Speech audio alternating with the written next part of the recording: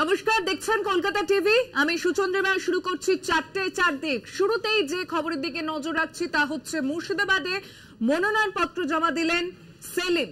বহরমপুরে পদযাত্রায় অংশ নিলেন অধীর রঞ্জন চৌধুরী। অধীরের গলায় কাস্তে হাতুড়ি উত্তরীয় পরিয়ে একসঙ্গে প্রচার সারলেন সেলিম অধীর। মুর্শিদাবাদে মনোনয়নপত্র জমা দিলেন মোহাম্মদ সেলিম। বহরমপুরে পদযাত্রায় অংশ নিলেন মোহাম্মদ সেলিম অধীর চৌধুরী। কাস্তে হাতুড়ি উত্তরীয় পরে দুজনের পদযাত্রা বহরমপুরে।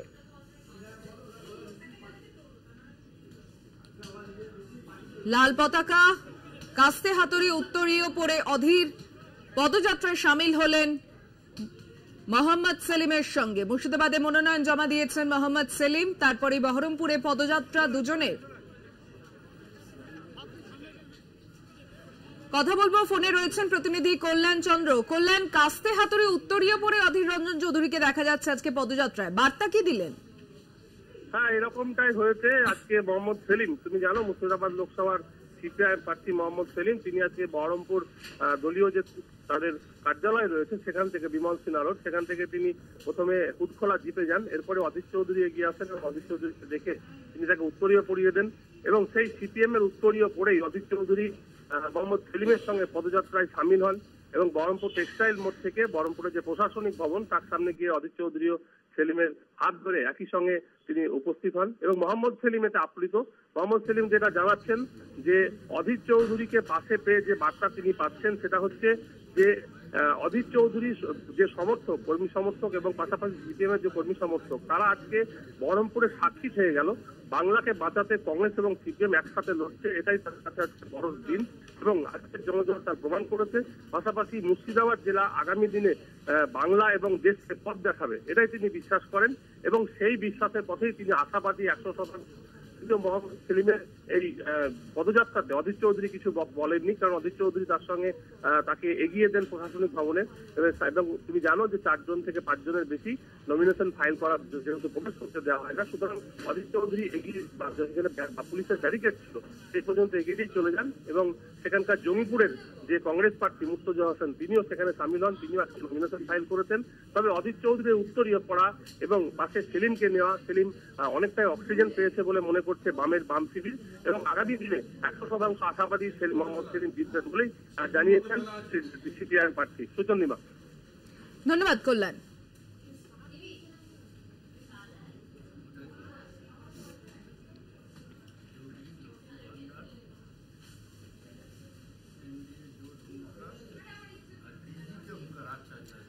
অন্যদিকে শুক্রবার উদয়ন গুহকে নিজের এলাকা না ছাড়ার নির্দেশ নির্বাচন কমিশনের। কমিশনের নির্দেশ, নিজের বিধানসভা ছেড়ে বেরোতে পারবেন না উদয়ন গুহ। ভোটের দিন দিনহাটা থেকে বেরোতে পারবেন না উদয়ন গুহর বিরুদ্ধে নালিশ জানিয়েছিলেন নিশীথ প্রামাণিক। নিজের এলাকা না ছাড়ার নির্দেশ উদয়ন গুহকে।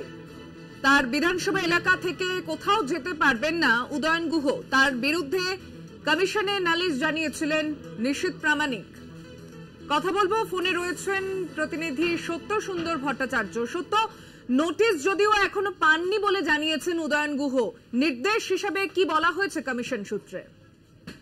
গত 15 তারিখে নিশীথ প্রামাণিক উদয়ন গুহর বিরুদ্ধে অভিযোগ জমা দিয়েছিলেন জাতীয় নির্বাচন কমিশনে, তার পাশাপাশি পুলিশ পর্যবেক্ষককে মুখ্য নির্বাচনী আধিকারিকের দপ্তরে এবং জেলা শাসকের কাছে, ডিইওর কাছে।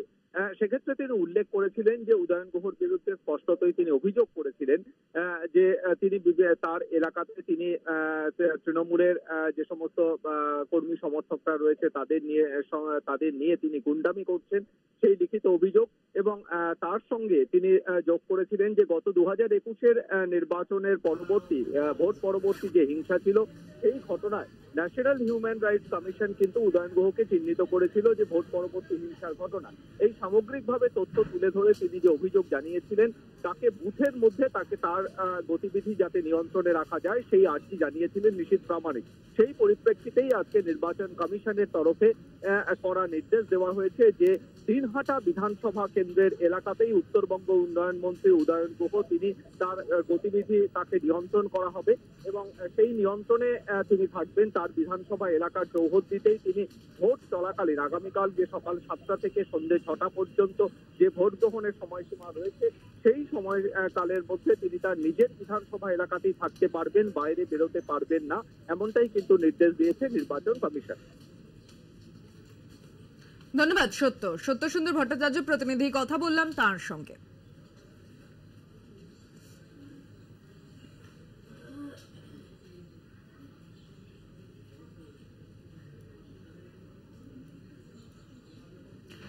প্রথম দফার ভোট আগামীকাল, তবে সেই ভোটে কমিশন নির্দেশ দিয়েছে উদয়ন গুহ নিজের এলাকা ছাড়া হতে পারবেন না।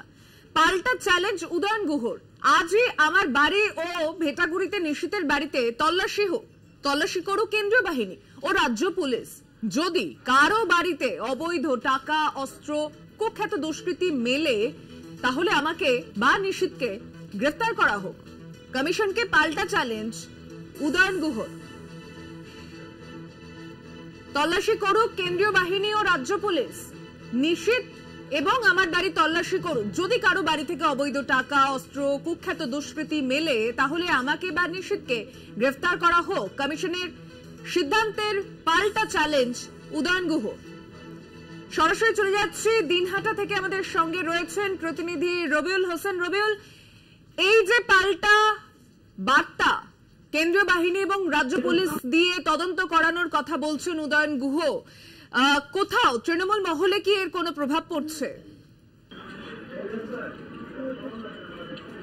দেখো সুচন্দ্রবাদী, উদয়ন গুহ আজকে যে নির্বাচন কমিশনকে পাল্টা চ্যালেঞ্জ দিয়েছে, অর্থাৎ কেন্দ্রীয় বাহিনী এবং রাজ্য পুলিশ সহকারে তার বাড়ি এবং নিশীথের বাড়ি উভয়ের বাড়ি সার্চ করানো হোক এবং যদি কোনো দুষ্কৃতী বা কোনো অস্ত্রশস্ত্র পাওয়া যায় তাহলে যেন যার বাড়িতে পাওয়া যাবে তাকে যেন অ্যারেস্ট করা হয়।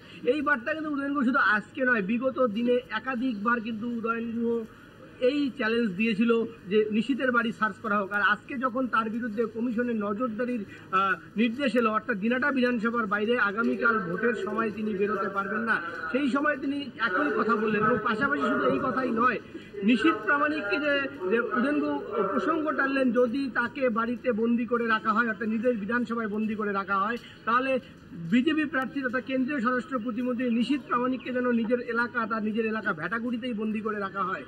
অপরদিকে উদয়ন গুহ আরো প্রশ্ন তুললেন, তাকে তো বন্দি করে রাখা হবে সেটা নিয়ে তার কোনো আপত্তি নেই, এমনটাই উদয়ন গুহ জানিয়েছেন। তবে তিনি প্রশ্ন তুললেন যে তাকে বন্দি করে রাখার পরেও বা তার উপর নজরদারি চালানোর পরেও যদি কোথাও কোনো অশান্তি হয় তাহলে এই অশান্তির দায়িত্ব কে নেবে। এবং পাশাপাশি উদয়ন গুহ কিন্তু একেবারেই গতকালও বিশেষ করে আমাদের দর্শকদের আমরা দেখিয়েছিলাম, উদয়ন গুহ গতকাল কিন্তু স্পষ্টতই দাবি করেছেন যে তাকে নজরবন্দি করা বা গৃহবন্দী করার ব্যাপারে বা তার প্রতি নজরদারি চালানোর ব্যাপারে একটা চক্রান্ত কাজ করছে এবং নিশীথ প্রামাণিক তাকে গৃহবন্দী করার ব্যাপারে কমিশনকে নালিশ জানিয়ে ভোট লুট করার চেষ্টা করছে।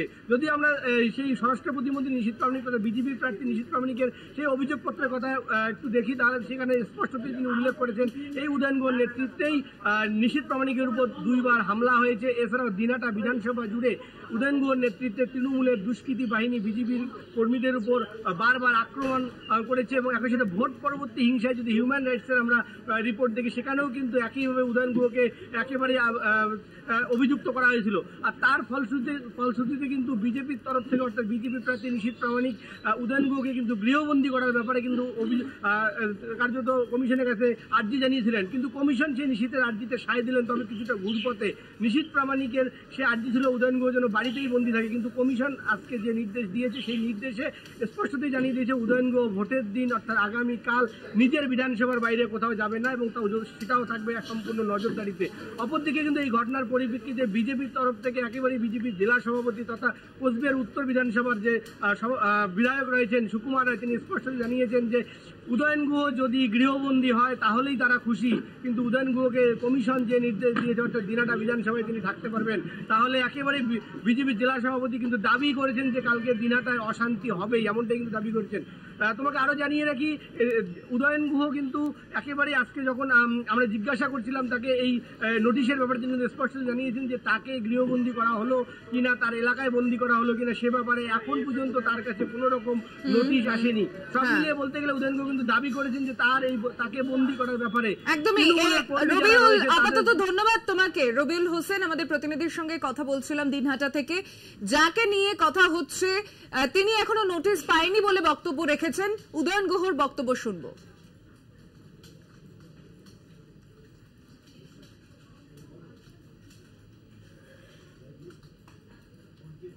আমার আবেদন হচ্ছে এই শান্তিপূর্ণ নির্বাচন করবার জন্য নির্বাচন কমিশনের যদি আমাকে উনি করেন যে আমার জায়গাটাকে নিয়ন্ত্রণ করে দেন, লক্ষণ রেখা টেনে দেন, আমার কোনো আপত্তির ব্যাপার নেই।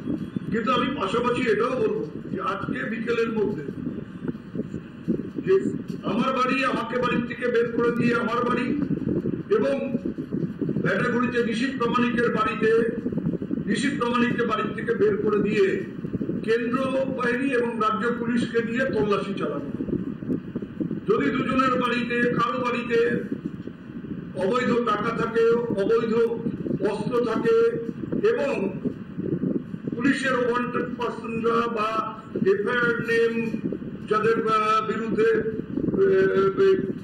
জামিন অযোগ্য মামলা আছে, তারা যদি আমাদের দুইজনের কারো বাড়িতে আশ্রয় নিয়ে থাকে তাহলে আমাদেরকে গ্রেফতার করো, তাহলে আমার মনে হয় খুব শান্তিপূর্ণ।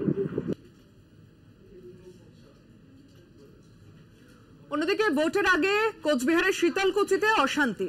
শীতলকুচির সতীপুকুরে দুষ্কৃতী দাপট, ভোটারদের অস্ত্র দেখিয়ে ভয় দেখানোর অভিযোগ। সোশ্যাল মিডিয়ায় ভাইরাল ভিডিও, দুই দুষ্কৃতী পালিয়ে যাচ্ছে। এই ঘটনায় আটক এক, তৃণমূলের বিরুদ্ধে অভিযোগ, যদিও অভিযোগ অস্বীকার শাসক দলে।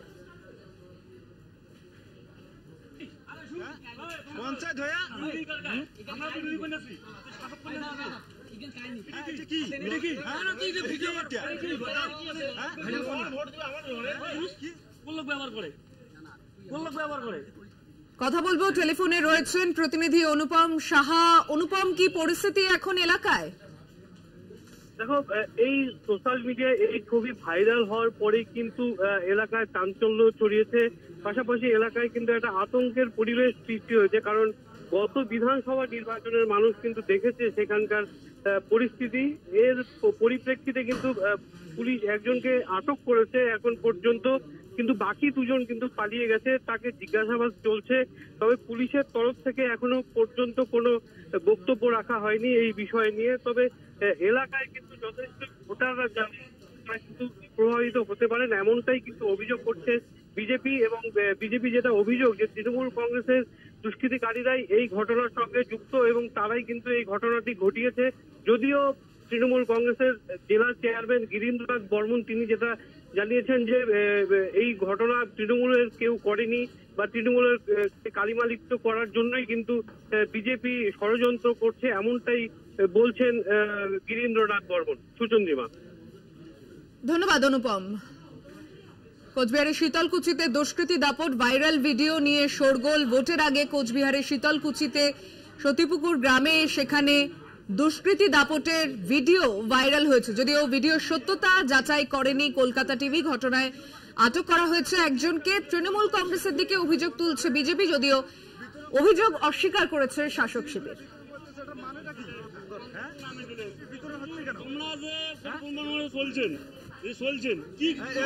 একটা মতি পঞ্চায়েত বুথের পঞ্চায়েত হয়ে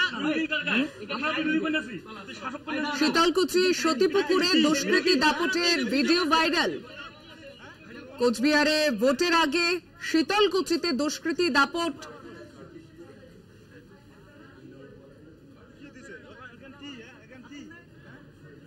ফিরছে একটা বিরতি নিয়ে, সঙ্গে থাকুন 4:04 দিকে।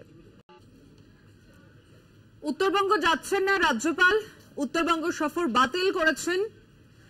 আজ দুপুরে রওনা দেওয়ার কথা ছিল তার উত্তরবঙ্গে। রাজ্যপালের কোচবিহার যাওয়ায় আপত্তি জানিয়েছিল নির্বাচন কমিশন। রাজ্যপালের চলাচলে কেউ বাধা দিতে পারে না। অস্বস্তিকর রাজনৈতিক বিতর্কে জড়াতে চাই না, তাই উত্তরবঙ্গ সফর জানিয়েছেন রাজ্যপাল সিভি আনন্দ বোস। রাজ্যপালের অফিসকে দাবার বোড়ে হিসেবে ব্যবহার করতে দেব না, রাজভবনের প্রেস বিবৃতিতে উল্লেখ রয়েছে এমনই।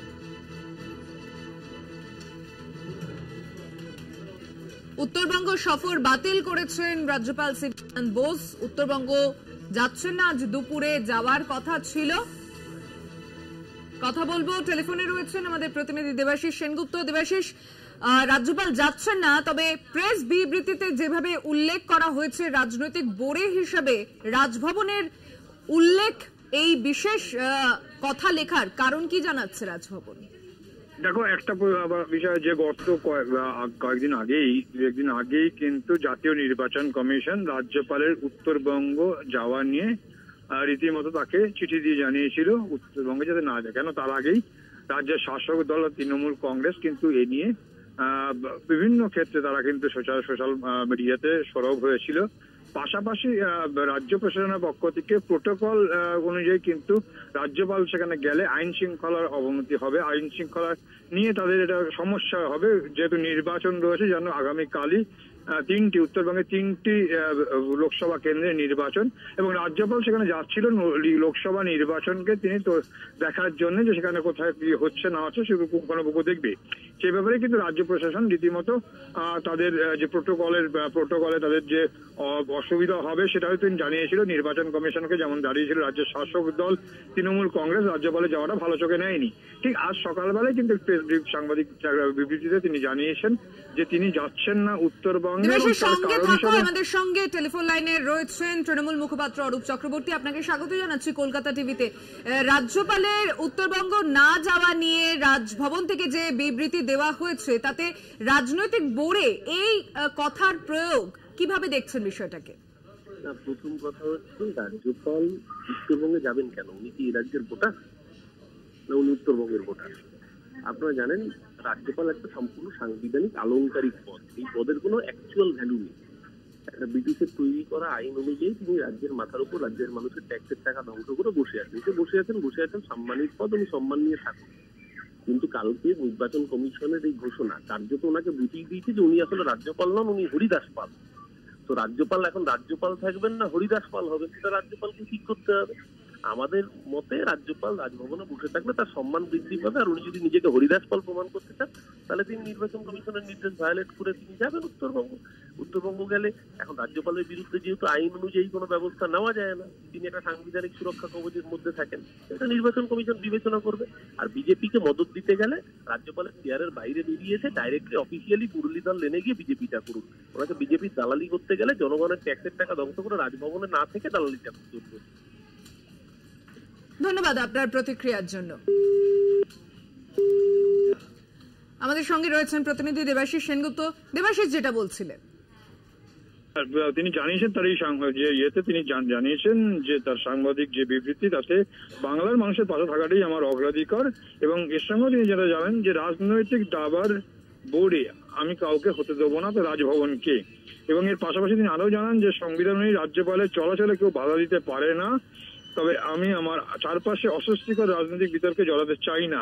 এবং পাশাপাশি তিনি এটাও জানিয়ে রাখেন যে আগামীকাল নির্বাচনে রাজভবনের যে সেখানে যে অফিস রয়েছে প্রিন্স রুম, সেখানে কিন্তু 24 ঘন্টা ইমেল এবং টেলিফোনে তিনি সজাগ থাকবেন, তার অফিসাররা সজাগ থাকবে, কোথায় কি হচ্ছে জানা যায়। অর্থাৎ প্রকারান্তে তিনি না গেলেও, তিনি যাবেন না জানালো, কিন্তু তার যে নজর থাকবে সেদিকেই, এমনটা কিন্তু স্পষ্ট জানিয়ে দিয়েছেন যে রাজভবনের ইমেল এবং 24 ঘন্টা টেলিফোন লাইনে কিন্তু সজাগ থাকবে তার অফিসাররা। অর্থাৎ একটা বিশ্বাস পরিষ্কার যে চাপার মধ্যে তৈরি হয়েছিল রাজভবনকে, একদিকে যেমন জাতীয় নির্বাচন কমিশন বলেছিলেন রাজ্যপালের যাওয়া বিধিনিষেধ তৈরি করেছিল, পাশাপাশি কিন্তু রাজ্যের শাসক দল তৃণমূল কংগ্রেস এবং সেখানে পরিষ্কারভাবে জানিয়েছিল রাজ্যপাল তার সাংবিধানিক পদ সেই ফলে তিনি ওখানকার ভোটার না, তিনি যাবেন কেন, এই নিয়ে সোশ্যাল মিডিয়ায় রীতিমতো আলোড়ন তৈরি হয়েছিল। পাশাপাশি যারা প্রশাসন, রাজ্য প্রশাসন, তারাও কিন্তু ব্যতিব্যস্ত ছিল যে রাজ্যপাল যদি সেখানে যান সেক্ষেত্রে কিন্তু তাদের প্রশাসনিক যে প্রোটোকল যে রয়েছে তাতেও কিন্তু বেশ কিছু বিঘ্ন ঘটবে। নির্বাচনের সময় এমনি জানো, নির্বাচনের সময় কিন্তু জেলার প্রশাসন তারা যেমন রয়েছে, কেন্দ্রীয় বাহিনী থাকলেও রাজ্য প্রশাসনের একটা বড় ভূমিকা থাকে। সেক্ষেত্রে রাজ্যপাল গেলে বাড়তি তাদেরকে তার প্রোটেকশন প্রোটোকল মানতে হবে রাজ্য প্রশাসনকে, সেক্ষেত্রে অসুবিধা হবে। সব দিক বিবেচনা করেই কিন্তু এদিকে রাজ্যের শাসক দল যে অভিযোগ করেছে সব নিয়ে কিন্তু এটামটাই ঠিক হচ্ছে, রাজ্যপাল যাতে না যায় সে ব্যাপারেও কিন্তু জাতীয় নির্বাচন কমিশন জানিয়েছিল। সেই মর্মে সরাসরি ভাবে কিছু না বললেও, অর্থাৎ বিরোধী রাজ্যের শাসক দল তাদের কথা জাতীয় নির্বাচন কমিশন উল্লেখ না করলেও তিনি যাচ্ছেন না এটা জানিয়েছেন। পাশাপাশি যে কারণ দেখিয়েছে যে অযোধ্যা বিতর্ক তিনি এড়াতেই কিন্তু যাচ্ছেন না এমনটা জানিয়েছেন। এবং কিন্তু সদা দৃষ্টি থাকবে সেই লোকসভা যে 3টি আসনে নির্বাচন হবে উত্তরবঙ্গে, সেখানে কিন্তু তার পিস রুম সব খোলা থাকবে এবং 24 ঘন্টা এখানে কাজ করবে এবং প্রত্যেকটা ফোন এবং মেইলের মাধ্যমে কিন্তু ছবি জানাতে পারবে, এমনটাও কিন্তু এই বিবৃতির মধ্যে জানিয়ে দিয়েছেন রাজ্যপাল। সুচিন্দ্রিমা, ধন্যবাদ দেবাশিস।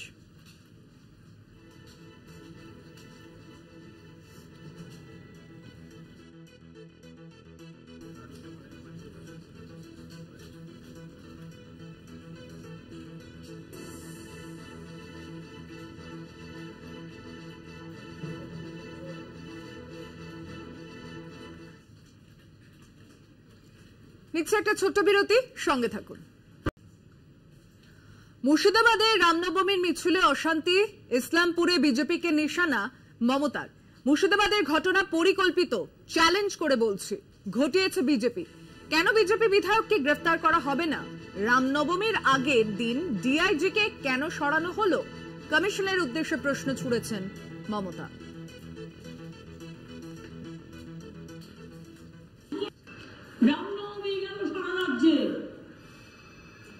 মুর্শিদাবাদের ঘটনা আমি যদি বলি পরিকল্পিত ঘটনা, আমি যদি পয়েন্টটা আপনাদের বলি, পরশু দিনের ঘটনা ঘটিয়েছিল কারা? আমি চ্যালেঞ্জ করে বলছি বিজেপি। একই জায়গায় তারপরের দিন গিয়ে প্রথম অ্যাটাক করলো কারা? বিজেপি এমএলএ দলবল নিয়ে গিয়ে। আপনি রামনবমীর মিছিল করতে গেছেন, অস্ত্র নিয়ে আক্রমণ করতে আপনাকে কে বলেছে? কে অধিকার দিয়েছে? মা দুর্গায় অধিকার দেয়নি। মা দুর্গা অসুর বধ করেছিল, আপনাদের মতো অসুরদের বধ করার জন্য মা দুর্গার প্রয়োজন আছে। আমি যদি জিজ্ঞেস করি বিজেপি কমিশনকে, রামনবমীর আগের দিন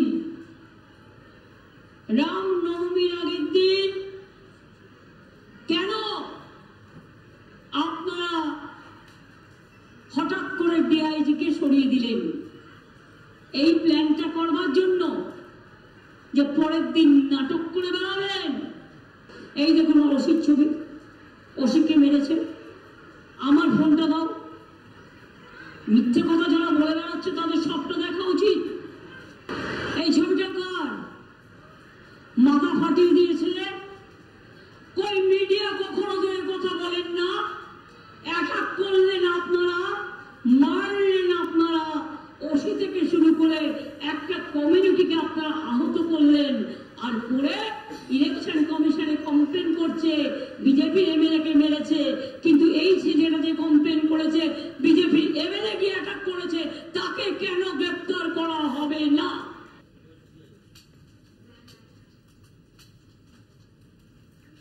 মুর্শিদাবাদের রামনবমীর মিছিলে অশান্তি, রাজ্যপালের কাছে এনআইএ তদন্তে রাজ্যের শুভেন্দু অধিকারী। রাজ্যকে এনআইএ তদন্তের সুপারিশ করুন রাজ্যপাল। শক্তিপুর ও এগরায় পরিদর্শন করুন। ইমেলে রাজ্যপালকে আর্জি জানিয়েছি, প্রয়োজনে ফের মামলা করা হবে, হুঁশিয়ারি বিরোধী দল নেতার।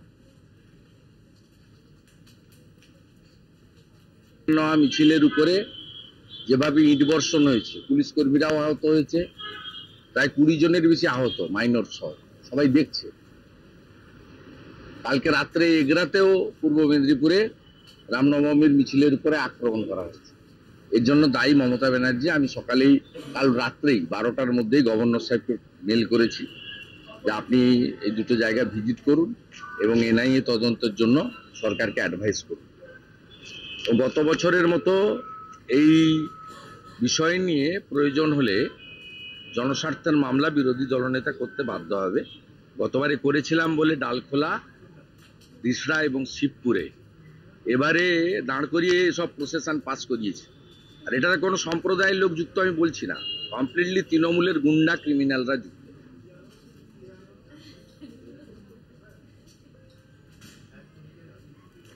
বিজেপিকে লক্ষ্মীর ভান্ডার তোপ মমতার, ওরা বলছে 3 মাস পর লক্ষ্মীর ভান্ডার বাদ দিয়ে দেবে। আমি বলছি কে হরিদাস উন্মাদের মতো কথা বলছে, সাহস থাকলে বন্ধ করে দেখাক। ইসলামপুরের সভা থেকে হুঙ্কার তৃণমূল নেত্রীর। আজকে বলছে 3 মাস বাদে লক্ষ্মীর ভান্ডার বাদ দিয়ে দেবো। আমি তুই কে রে হরিদাস, কে হরিদাস?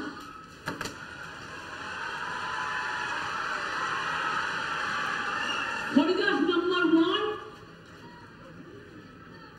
মাথাটা কি গেছে? ওর মাদের মতো বলছে লক্ষ্মীর ভান্ডার বন্ধ করে দেবো। আর সাহস থাকলে দেখার মায়ের আঁচলের কত দাম, মায়ের আম্মার কত দাম, মায়ের মাদারের কত দাম, হাত দিয়ে দেখি। আপনারা জীবন ভর পাবেন লক্ষ্মীর ভান্ডার। এটা মমতা ব্যানার্জির ওয়াদা, এটা মমতা ব্যানার্জির বিশ্বাস, এটা মমতা ব্যানার্জি। মনে রাখবেন মা বোনেদের জন্য।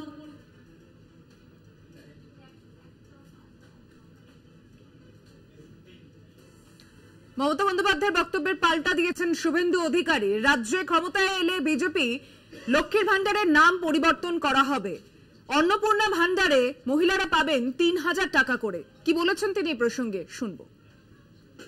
বিজেপি যেদিন রাজ্যে ক্ষমতায় আসবে আপনারা আনবেন, আমরা জানি আপনারা আনবেন। তার পরের মাসের 1 তারিখ থেকে লক্ষ্মীর ভান্ডারের নাম বদলে দেব অন্নপূর্ণা ভান্ডার। আজকে বিজয়া দশমী, আর 3000 টাকা করে মাসে দেব, 1 তারিখের আগে অ্যাকাউন্টে ঢুকবে। লক্ষ্মীর ভান্ডার বনাম অন্নপূর্ণা ভান্ডার, নাম বদলে অন্নপূর্ণা ভান্ডার করা হবে, 3000 টাকা করে দেওয়া হবে মহিলাদের। তৃণমূল মুখপাত্র শান্তনু সেন রয়েছেন আমাদের সঙ্গে টেলিফোন লাইনে। শান্তনু বাবু, লক্ষ্মীর ভান্ডারের পাল্টা অন্নপূর্ণা ভান্ডারের করার হুঁশিয়ারি দিচ্ছেন শুভেন্দু অধিকারী, কি প্রতিক্রিয়া আপনার?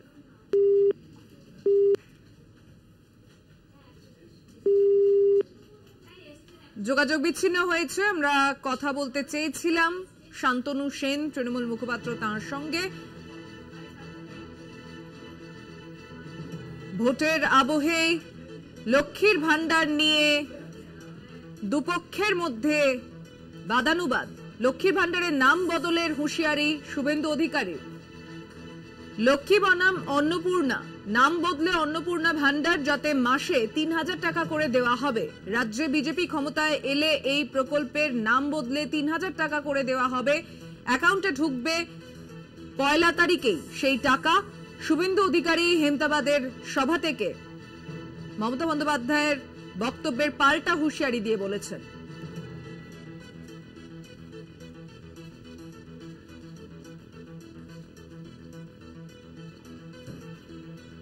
আমরা আরো একবার শুনবো এই প্রসঙ্গে কি বলেছেন শুভেন্দু। বিজেপি যেদিন রাজ্যে ক্ষমতায় আসবে আপনারা আনবেন, আমরা জানি আপনারা আনবেন। তার পরের মাসের 1 তারিখ থেকে লক্ষ্মীর ভান্ডারের নাম বদলে দেব অন্নপূর্ণা ভান্ডার। আজকে বিজয়া দশমী, আর 3000 টাকা করে মাসে দেব, 1 তারিখের আগে অ্যাকাউন্টে ঢুকবে। লক্ষ্মীর ভান্ডার নাম পরিবর্তন করে মহিলাদের মাসে 3000 টাকা করে দেওয়া হবে অন্নপূর্ণা ভান্ডার নামে। মমতা বন্দ্যোপাধ্যায়ের বক্তব্যের পাল্টা শুভেন্দু অধিকারী বলেছেন হেমতাবাদের সভা থেকে মাসের 1 তারিখ টাকা অ্যাকাউন্টে ঢুকে যাবে, অন্নপূর্ণা ভান্ডার মাসে 3000 টাকা করে দেওয়া হবে মহিলাদের। রাজ্যে বিজেপি যদি ক্ষমতায় আসে লক্ষ্মীর ভান্ডারের নাম বদল করে দেওয়া হবে, হুঁশিয়ারি দিয়েছেন শুভেন্দু অধিকারী।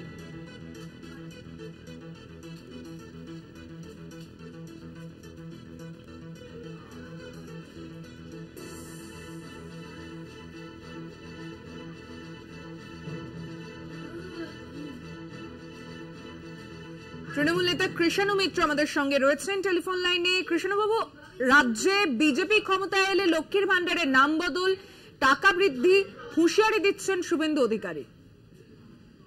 শুভেন্দু অধিকারী কাকে মূর্খ বানাচ্ছেন? বাংলার মানুষ রাজনৈতিকভাবে সচেতন, তারা বিজেপির এই খপ্পরে পঞ্চায়েত নির্বাচনে উনি এই গল্প দিয়েছিলেন, মানুষ সেটা গ্রহণ করেন। আর এতই যদি বলছেন বিজেপি শাসিত সারা ভারতবর্ষে 12-14টা রাজ্য আছে, কোন রাজ্যতে লক্ষ্মীর ভান্ডার বা অন্নপূর্ণা যোজনা তারা চালু করেছে? কোন রাজ্যের মহিলাদের 3000 টাকা করে দেবে?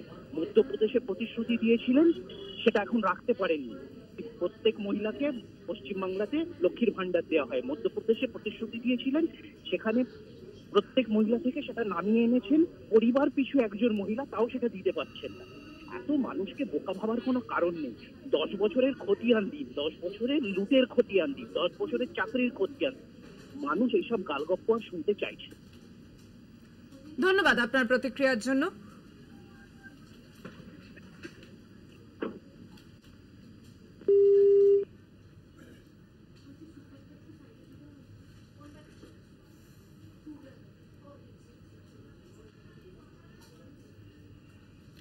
ফিরছে বিরতির পর 4:04 দিকে, সঙ্গে থাকবেন।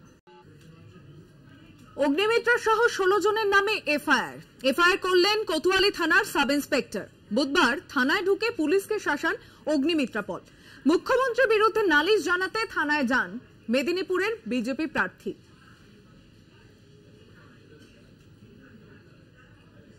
অগ্নিমিত্রা পল সহ 16 জনের নামে এফআইআর দায়ের করেছেন কোতোয়ালি থানার সাব ইন্সপেক্টর। বুধবার দিন থানায় ঢুকে পুলিশকে শাসান অগ্নিমিত্রা পল। মুখ্যমন্ত্রীর বিরুদ্ধে নালিশ জানাতেই থানায় যান মেদিনীপুরের বিজেপি প্রার্থী।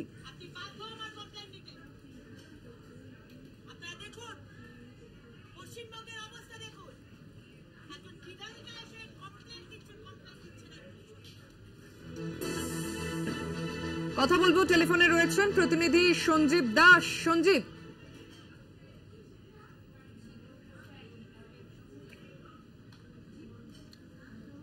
অগ্নিমিত্রা পল সহ 16 জনের নামে এফআইআর।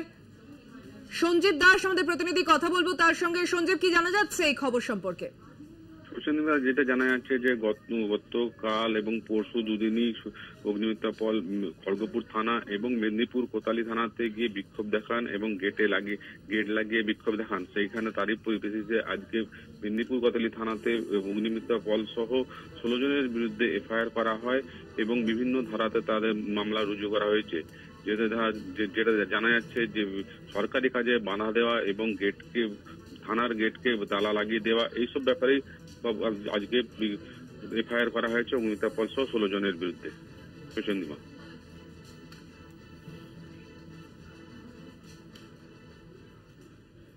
ধন্যবাদ সঞ্জীব।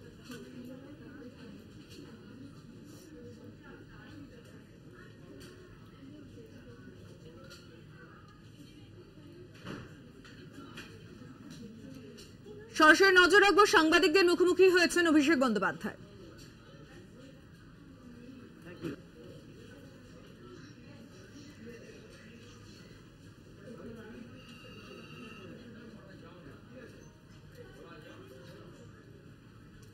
আমরা যে খবরে ছিলাম নজর রাখবো সেই খবরের দিকে। অগ্নিমিত্রা পল সহ 16 জনের নামে এফআইআর করেছেন কোতোয়ালি থানা সাব ইন্সপেক্টর। বুধবার থানায় ঢুকে পুলিশকে শাসান অগ্নিমিত্রা পল। মুখ্যমন্ত্রীর বিরুদ্ধে নালিশ জানাতেই থানায় যান মেদিনীপুরের বিজেপি প্রার্থী। অগ্নিমিত্রা পল সহ 16 জনের বিরুদ্ধে এফআইআর করেছেন কোতোয়ালি থানার সাব ইন্সপেক্টর। থানায় ঢুকে পুলিশকে শাসান অগ্নিমিত্রা পল। তার বিরুদ্ধে অভিযোগ, মুখ্যমন্ত্রীর বিরুদ্ধে অভিযোগ করতে গিয়ে তিনি পুলিশকে শাসান।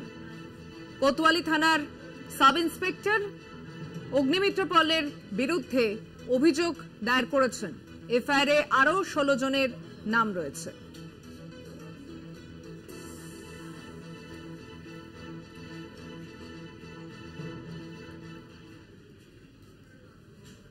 অন্যদিকে বিজেপির কর্মী সভায় হাতাহাতি, আসানসোলের বারাবণীর বড়বাথানের ঘটনা। বিজেপি প্রার্থী ঢোকার পরেই শুরু হয় উত্তেজনা। টেবিল ছোঁড়াছুড়ি, খবর করতে সংবাদ মাধ্যমকেও বাধা দেওয়া হয়।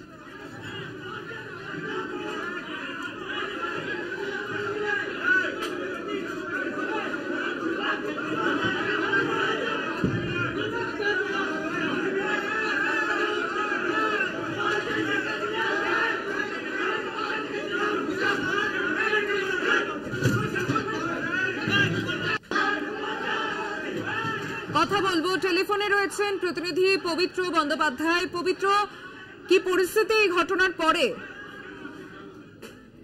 দেখো, ঘটনা যদিও অনেকক্ষণ পেরিয়ে গেছে, এখন পরিস্থিতি স্বাভাবিক, কিন্তু যে প্রশ্ন উঠে এসছে যে বিজেপির যে ভেতরে যে অন্তর্কলহ বা গোষ্ঠীদ্বন্দ্ব তা প্রকাশ্যে এলো আজকে যে বিজেপির প্রার্থী যখন সুরেন্দর সিং আলুওয়ালিয়া যখন বারাবণীতে কর্মী সভাতে যোগ দিতে আসে, তখনই কর্মী এবং সমর্থকদের মধ্যে হাতাহাতি শুরু হয়, চেয়ার ছোড়াছুড়ি শুরু হয় এবং কি টেবিলের উপরে উঠেও ঝামেলা করতে দেখা যায় কর্মী সমর্থকদের। আর এই দৃশ্য দেখার পরেই একটি প্রশ্ন চিহ্ন দেখাই দিচ্ছে যে বিজেপির মধ্যে যে একটি গোষ্ঠীদ্বন্দ্ব দেখা দিচ্ছে। এবং তুমি জানো যে বিজেপির আসানসোলে যে প্রার্থী দিতে একটা বেগ পেতে হয় এবং অনেকদিন আগেই তাকে পবন সিংকে যেমন দিয়েছিল ঠিক তেমনি সে যখন উইথড্র করে নেয়, তারপরে এই যে সুরেন্দর সিং আলুওয়ালিয়ার নাম ঘোষণা করতে বেশ কিছু দিন সময় লাগে এবং বেগ পেতে হয় বিজেপিকে। অতএব এখন কি এইখানে প্রশ্ন দেখা দিচ্ছে যে সুরেন্দর সিং আলুওয়ালিয়াকে কি তারা গ্রহণ করতে পারছে না, না কি অন্য কোনো কারণে তাদের এই যে ছবি আজকে উঠে এলো সেই নিয়ে প্রশ্ন দেখা দিয়েছে। সুচন্দ্রিমা, ধন্যবাদ পবিত্র।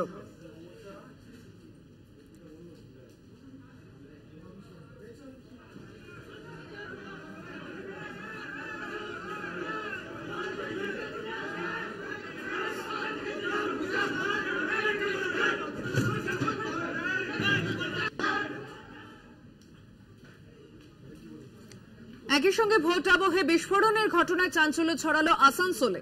বুধবার রাতে ঘটনাটি ঘটে আসানসোল দুর্গাপুর পুলিশ কমিশনারেটের এলাকায়। কমিশনারেটের সিদ্ধপুর বাগডিহা গ্রামের এক বাড়িতে খবর পেয়ে ঘটনাস্থলে ছুটে যায় জামুরিয়া থানার পুলিশ। তৃণমূলের জেলা সভাপতি নরেন্দ্রনাথ চক্রবর্তীর অভিযোগ, যে বাড়িতে বিস্ফোরণ হয়েছে সেই বাড়িটি কাজল গড়াই নামে এক বিজেপি কর্মীর। বোমা মজুত করে রাখা হয়েছিল, বোমা বাঁধতে গিয়েই বিস্ফোরণের ঘটনা ঘটে। রামনবমীর দিন অশান্তি করবে বলে পরিকল্পনা করেছিল বিজেপি দাবি করছে। বিজেপি কর্মীর শাস্তির দাবি করেছে তৃণমূল জেলা সভাপতি। অপরদিকে ওই বাড়ির পরিবারের পক্ষ থেকে বলা হয়েছে তারা কোন রাজনৈতিক দলের সঙ্গে যুক্ত নন, কেউ চক্রান্ত করে তাদেরকে ফাঁসানোর চেষ্টা করছে।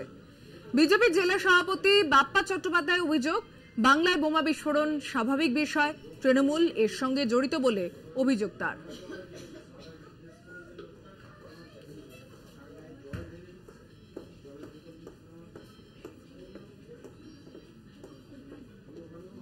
কথা বলবো, টেলিফোনে রয়েছেন প্রতিনিধি উৎপল পাতর।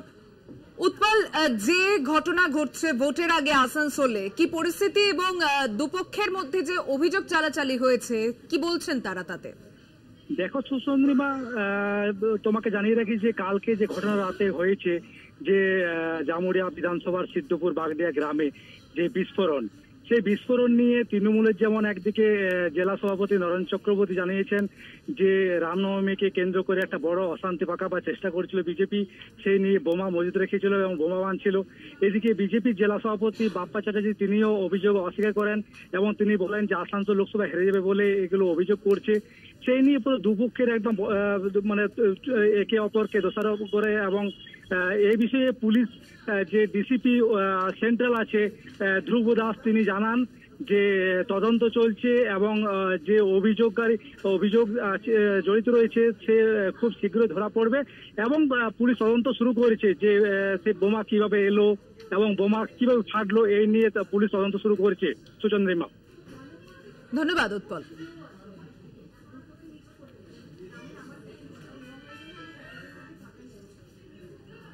একই সঙ্গে আসানসোলে বোমা বিস্ফোরণের ঘটনায় সরব তৃণমূল বিজেপি নেতা জিতেন্দ্র তিওয়ারির সঙ্গে এনআইএ গোপন বৈঠক।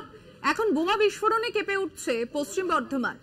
জিতেন্দ্র জেলায় বিজেপি কর্মীর বাড়িতে বোমা তৈরি হচ্ছিল। প্রথম দফা ভোটের আগের দিন বোমা বিস্ফোরণ। কমিশনে আর কত প্রমাণ চাই? বিজেপি কর্মীদের গ্রেফতার করুক এনআইএ। তাদের নীরবতা গোটা বিষয়কে আরো জটিল করছে। সোশ্যাল মিডিয়ায় পোস্ট তৃণমূলের।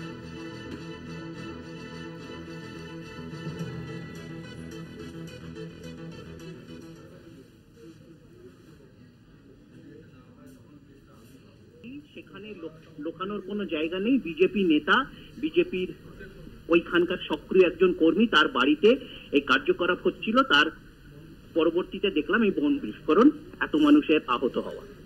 এখন এনআইএ এর তৎপরতা কোথায়? এখন স্বরাষ্ট্র মন্ত্রক লোকাল থানাতে কেন ফোন করছে না? ভূপতিনগর ক্ষেত্রে আমরা দেখলাম, বা তার আগে বক্তব্য বিভিন্ন জায়গাতে বিজেপি নেতৃত্ব এবং কেন্দ্রীয় সরকারের যে একটা অ্যাক্টিভনেস আমরা দেখেছিলাম, এই ক্ষেত্রে তাদের নীরবতা। 4টে 4 দিক এখন এই পর্যন্তই। আপনি দেখছেন কলকাতা টিভি, রাত দিন 7 দিন।